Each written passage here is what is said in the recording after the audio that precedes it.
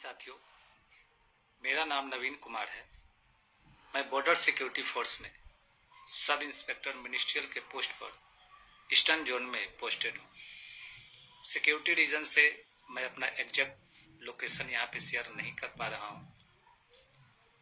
साथियों, वर्तमान समय में मेरी तैनाती अंतर्राष्ट्रीय बॉर्डर पर है और यहाँ से बार बार घर की समस्या के समाधान के लिए छुट्टी आ पाना संभव नहीं हो पाता है।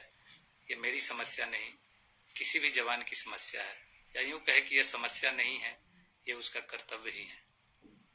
साथियों, मैं बिहार मुजफ्फरपुर जिला के पताही नारायणपुर गांव का निवासी हूं। वहां पे एक छोटा सा मोहल्ला है, रामचरित्र नगर। वहां पे मेरे बुजुर्ग माता पिता रहते हैं। मेरे पिताजी की आयु 70 वर्ष है। मेरी माता भी 60-65 वर्ष की बीच में है। उनके साथ मेरा छोटा भाई रहता है, जो उनकी देखरेख करता है और उनकी सेवा करता है। पिछले कुछ दिनों से साथियों, मेरी माँ बहुत ज्यादा बीमार चल रही है। उनके हाथ, पांव, कमर, पीठ सब में बहुत तेज दर्द है। दर्द का आलम यह है कि वो अभी करवट भी ठीक से नहीं बदल पाती हैं। चलना भी मुश्किल हो रखा है। पिताजी अपनी अवस्था के कारण कोई मूवमेंट नहीं कर पाते हैं, ज्यादा दूर तक नहीं चल पाते हैं। छोटा भाई जो कि काफी ही सीधा साधा है, जितना उससे सक्षम हो पाता है वो बाहरी देखभाल करता है। जो अपने शरीर से हो पाता है वो माँ की सेवा भी करता है। लेकिन मेरी माँ को अभी सेवा के साथ साथ डॉक्टर के इलाज की भी जरूरत है। अब साथियों, प्रश्न ये उठता है कि इलाज कराने के लिए ये वीडियो बनाने की क्या जरूरत है। तो ये मेरी लाचारी है। आज आलम यह है कि मैं अपनी माँ को इलाज कराने के लिए किसी नाते रिश्तेदार से भी आग्रह नहीं कर सकता। सामान्य दिन रहता तो कोई पड़ोसी भी आके इलाज कर देते हैं, जो संभव होता है वो मदद करते हैं। लेकिन आज स्थिति यह है कि मेरे मोहल्ला में 3 से 4 फीट पानी भरा है। सड़क, नाला, खेत खलिहान सब एक बराबर है। पानी निकासी का कोई उपाय अभी तक वहां पे नहीं हो पाया है। कोई गाड़ी या एम्बुलेंस या डॉक्टर या कोई भी नाता रिश्तेदार जो चाहे भी कि वो मेरी मदद कर सके, तो मेरे घर तक नहीं जा सकता। और ये समस्या केवल मेरे घर की नहीं है, पूरे मोहल्ले की हो गई है। किसी के घर में बाहर से कोई कनेक्टिविटी नहीं है। तो फिर मैं क्या करूं? एक फौजी जो अंतर्राष्ट्रीय बॉर्डर पर अपने मातृभूमि की रक्षा कर रहा है, वो अपने जन्म देने वाली माता को तड़पता हुआ छोड़ दे? नहीं चाहते हुए भी ये वीडियो आज मैं बना रहा हूं।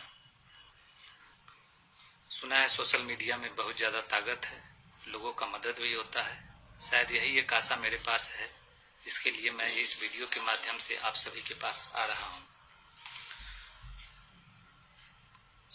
कई हुक्मरान वहां पे मोहल्ला में गए भी थे। सुना है शासन प्रशासन के लोग भी गए थे, लेकिन सबने मोहल्ला वासियों के इस परिस्थिति पर अफसोस जताकर तथा कुछ उचित कार्रवाई करेंगे, इस तरीके का आश्वासन देकर उन्होंने अपने जिम्मेवारी का निर्वहन कर लिया है।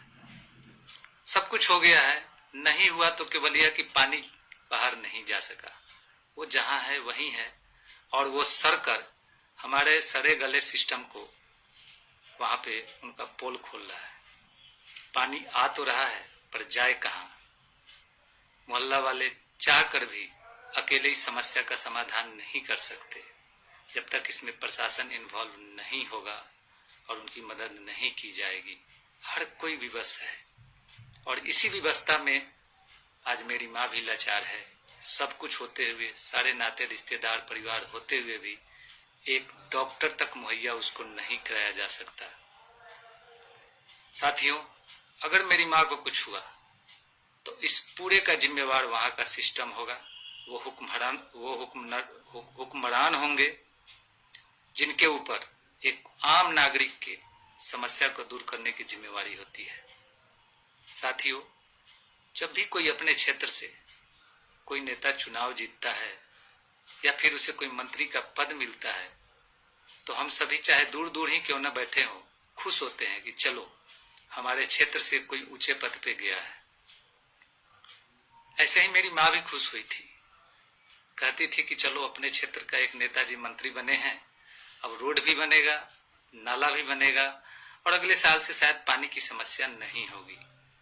पर उस पगली को क्या पता था कि नेताजी एक बार पद मिल गए तो तुमसे मिलने नहीं आएंगे और ना ही रोड बनेगा ना नाला बनेगा। ऐसा ही हुआ, न रोड बना न नाला बना, पानी वैसे ही सड़कों पे सर कर वो अपना कर्तव्य पूरा कर रहा है। मित्रों, जब जब 15 अगस्त 26 जनवरी का दिन आता है तो पूरे देश में देशभक्ति गाने के साथ शहीदों को नमन किया जाता है। फौजी भाइयों के बारे में अच्छी अच्छी बातें कही जाती है। हमारे देश में एक बड़ा अच्छा प्रचलन है कि जब कोई शहीद हो जाए तो उसके नाम पे कुछ कैंडल जला लो, मोमबत्ती जला लो, मीडिया के सामने कुछ छोटी छोटी बाइट दे दो और जय हिंद जय भारत का नारा लगाकर कल से भूल जाओ। पर हम जैसे फौजियों का क्या, जो जीते जी अपनी पहचान के लिए तरस रहे हैं। मैं एक फौजी हूँ, मेरी पहचान किसी बड़े डॉक्टर से, बड़े लोगों से नहीं हो सकती। समाज में हमारा रहना बहुत कम होता है। हम जहाँ तैनात होते हैं वहाँ सही टेलीफोन लाइन भी नहीं होता कि हम समाज के लोगों से जुड़ सके। ये हमारी मजबूरी है, लेकिन हमारी इस मजबूरी का फल हमारे परिवार को न मिले। आज मेरी माँ इलाज के लिए तरस रही है। सुना है कई एनजीओ जो अच्छे काम करने के लिए जानी जाती हैं। अगर ये वीडियो किसी माध्यम से उन तक पहुंचता है तो आप सभी से मेरा ये विनती है कि कोई अच्छे डॉक्टर, कोई अच्छे वॉलंटियर या ब्लड टेस्ट करने वाले, जो लोग, जो भी पॉसिबल हो, अगर वो गंदे पानी में घुसकर कुछ करना चाहते हैं तो कृपया आप सभी मेरी माँ तक मदद पहुंचाएं, उनका इलाज कराएं। मैं आप सभी को यह आश्वासन देना चाहता हूं कि आप जन्म देने वाली मेरी माँ की रक्षा करिए और मैं इस मातृभूमि की रक्षा जैसे पहले से करता रहा हूं वैसे ही करता रहूंगा। हमें मातृभूमि की रक्षा के लिए हम एक बार भी नहीं सोचते हैं कि हमें अपनी जान देनी या दुश्मन की जान लेनी होगी। तो फिर मेरी माँ की रक्षा की जिम्मेवारी भी आप सभी को लेनी होगी। मैं मजबूर हूं,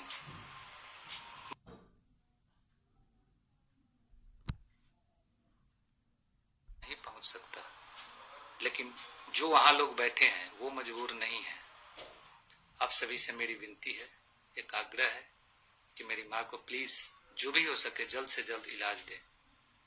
साथियों, जब हम भर्ती हुए थे तो हमें कहा जाता है कि एक फौजी साधारण इंसान नहीं होता, एक फौजी फौलादी होता है और उसे अपने निजी सुख और दुख में, भावनाओं में नहीं बहना चाहिए। ये सही है साथियों, मैं अपने निजी दुख के कारण रो नहीं सकता क्योंकि मैं एक फौजी हूं, लेकिन मेरा एक और परिचय है। मैं एक माँ का बेटा भी हूं, जिस माँ ने मुझे अपने गर्भ में रखा, इतने कष्ट से पाला। आज जब उसके कष्ट को दूर करने की जिम्मेवारी है मेरी, तो मैं मातृभूमि की रक्षा के लिए यहाँ तैनात हूं। कैसे इस मन को समझाऊं कि तू मत रो। मैं आंसू तो नहीं गिरा सकता, मैं रो नहीं सकता क्योंकि इस वर्दी पे आंसू शोभा नहीं देता, लेकिन इस हृदय में जो दर्द की तूफान उठ रही है उसे मैं कैसे समझाऊं, उसे क्या कहूं। खैर साथियों, इन्हीं शब्दों के साथ कि इस वीडियो के माध्यम से मेरी माँ को इलाज पहुंचेगा और अगर ये वीडियो हुक्मरानों तक पहुंचता है, शासन प्रशासन तक पहुंचता है, तो जल्द से जल्द मोहल्ला से, उस एरिया से पानी निकालने की उचित कार्रवाई करेंगे। अगर उनके अंदर एक फौजी के प्रति थोड़ी भी इज्जत की भावना है तो जल्द से जल्द उस मोहल्ला का भ्रमण करेंगे। हालांकि भ्रमण उन्होंने पहले भी किया है, एक बार फिर से भ्रमण करने का कष्ट करेंगे और इस बार पानी निकालने की भी व्यवस्था करेंगे। आश्वासन केवल नहीं देंगे। इन्हीं आशा के साथ कि मेरी माँ का इलाज भी होगा और वहां का पानी भी निकलेगा, मैं आप सभी को धन्यवाद देता हूं कि मेरी इस वीडियो को आप सभी ने पूरा सुना। आशा करता हूं कि इस वीडियो के माध्यम से